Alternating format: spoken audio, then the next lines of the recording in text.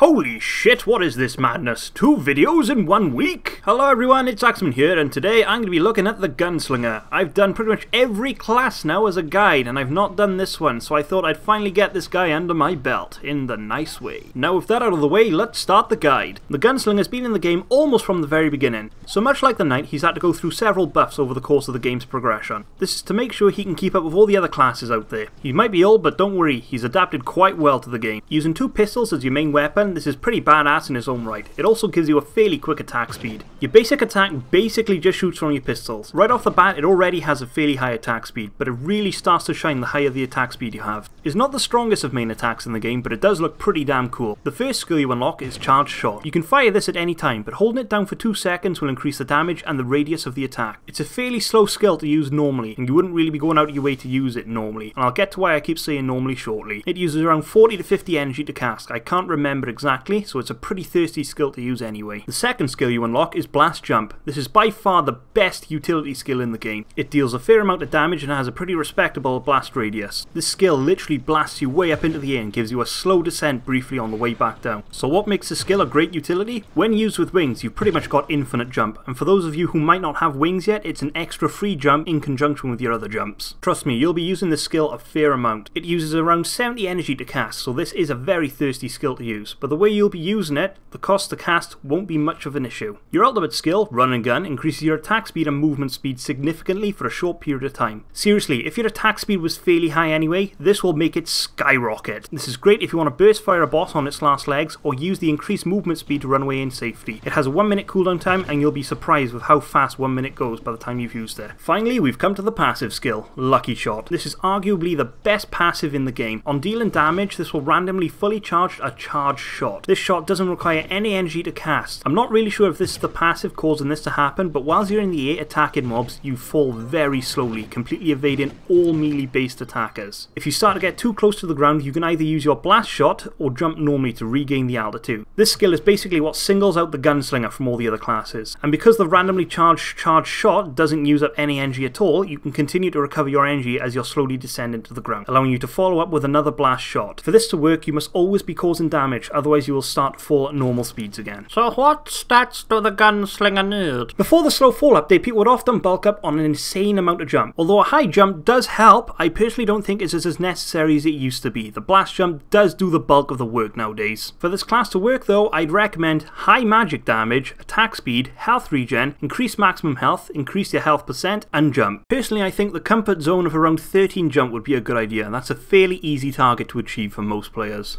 Pets and emblems. For the pet, I'm using the Sorcerer's Shoe for the extra damage and jump boost, although the Chronomancer and the Fey Drakeling would be a good idea too. As for the emblems, I'm using the Arcane Emblem and the Vampiric Emblem. I was wondering whether to use the Berserker Emblem, but I personally don't like the fact that you can't use any skills or flasks whilst it's in effect. This kind of makes me stand out and I don't like it that much, although the silly high attack speed and movement speed is quite compelling to use. So finally, we've come to the pros and the cons of the class. Pros. This class is all about that cheeky evasion. The slow fall pretty much makes you immune from all melee based attackers, and the insane high attack speed you get looks just so fun to play with. Also, the blast shot is such a great utility skill, it pretty much giving you infinite glide ability, which makes exploring a breeze. Ha! Get it? Breeze because he glided? But unfortunately, the fun train has to stop there. There are quite a few cons for this class, and more than others. Starting off, it's most definitely the weakest class to start out with, and although the melee based attackers can't hit you when you fall, you completely turn into a sit-in duck for all magic and projectile based attackers to shoot you. Also, the whole jump evasion doesn't really work in small dungeons. If you're in a dungeon with a low ceiling, this only gives you a couple of seconds of air time, and it's nowhere near enough to actually do an effective amount of damage. You end up having to use up a lot of jumps just trying to stay afloat, and it just doesn't work very well at all, unfortunately. Don't get me wrong, I really do like this class, but there's just so many limitations on how and where to use him. Seriously, give him a go if you're looking for a fun time, but don't expect him to dungeon crawl as well as some of the other classes out there. I do want to leave this video on a high note though. All of the shadow arenas are all set in wide open areas, and the majority of the mobs you'll find in them are melee based attackers. With that in mind then, you can really see how the Gunslinger has adapted to do shadow arenas very well, and trust me, with this guy, he'll probably survive a shadow arena much better than most of the other classes out there. And that's my video guide for the Gunslinger. To sum him up, he is really bad at dungeon crawling, but he is extremely fun to use and he is well adapted to do shadow arenas. Thanks for watching guys, I hope this video shone some light on how the Gunslinger actually works. I know a lot of you have been asking a lot of questions questions about him. So I thought I'd finally throw out my guide on him. I'm going to be uploading a new video next week sometime. Not sure when. Probably around Saturday time. I might try and get in the weekday, but there we go. But anyway, thanks for watching. I hope you've enjoyed, and I hope to see you again next time. Thanks.